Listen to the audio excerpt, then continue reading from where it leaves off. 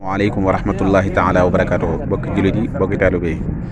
ñu ngi leen di jottali ndigal lu bàyyeekoo ci sëriñ bi jëm ci jullit tabaski gi sëriñ bi mi nga xam ne jullit tabaski gi ren ñi ngi koy jullee ci biir jumaa ji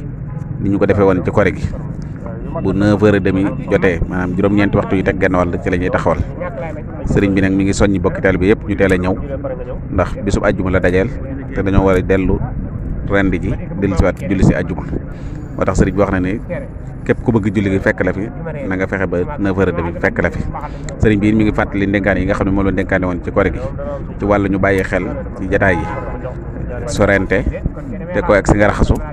ñëpp itam ñu takk masque ànd ko bu yar ak i teggin te bu ñuy génn itam ñu bàyyi xel ci buuxante yi ci bunt bi ni nga xam ne noonu la ko santaane woon ci kore gi ndigal la mu joxe woon ci kore gi rek mooy li mu joxe ci tabaski gi kon nag ñi ngi séntu ñëpp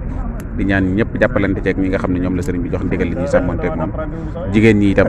ñuy dellu dem ca sow ba fa ñuy jullee ajjuma foofu la ñuy jullee tabaski muy ci yokk bi nga xam ne moo féete sow wasalaamaaleykum wa rahmatullahi wa barakaatu.